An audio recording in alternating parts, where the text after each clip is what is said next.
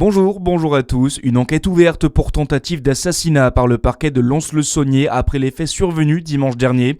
Un homme a été percuté sur le parking de la discothèque Le Bellagio à Dole à la fermeture de l'établissement. La victime a été prise en charge et transportée au CHU de Besançon.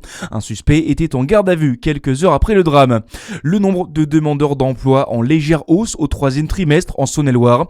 D'après l'INSEE, ils sont 46 500 à rechercher un poste.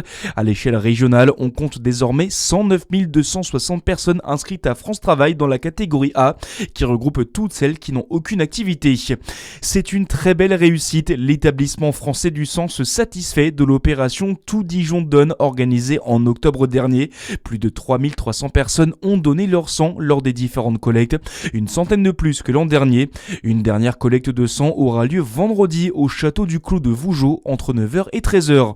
Ce bon plan pour les vacances, l'aéroport de Dole-Jura va proposer 2 nouvelles destinations l'année prochaine dans le cadre de partenariats avec des agences de voyage.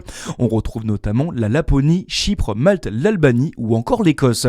Également dans l'actualité, c'est un échec pour tout le monde, les mots de Rachida Dati, la ministre de la Culture, au sujet du cambriolage au Louvre devant le Sénat hier.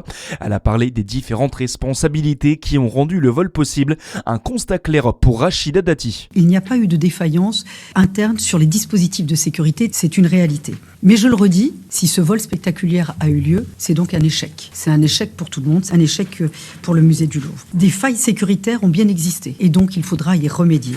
Les conclusions de l'enquête administrative nous permettront de faire toute la lumière sur les défaillances, les manquements et les responsabilités. Et en toute transparence, les mesures que j'annoncerai répondront aux manquements et aux défaillances. Un tel événement ne peut pas rester sans conséquences et sans action immédiate, y compris sur les responsabilités. D'après Rachida Dati, une enquête administrative doit rendre ses premières conclusions ce soir. Les gardes à vue des 2 hommes arrêtés samedi dernier doivent également prendre fin ce soir. Les députés s'en prennent aux grandes entreprises de la tech américaine. Ils ont adopté hier en séance publique sur le budget 2026 un amendement pour doubler la taxe GAFAM pour Google, Apple, Facebook et Amazon de 3 à 6%. En commission, les députés macronistes l'avaient porté à 15% avant de se raviser. Le ministre de l'économie, Roland Lescure, s'est inquiété d'une possible réaction de Donald Trump et a prévenu, je cite, « Si on introduit une taxe disproportionnée, on aura des représailles disproportionnées ». Reprise des discussions sur le budget dans l'hémicycle en début d'après-midi. Et puis du basket ce soir avec la 3e journée de la Ligue des Champions pour Chalon-sur-Saône. Les Chalonnais invaincus reçoivent Bakou. Coup d'envoi à 20h. Voilà pour l'essentiel de l'actu. À suivre votre météo sur Fréquence Plus. Très bon réveil à tous.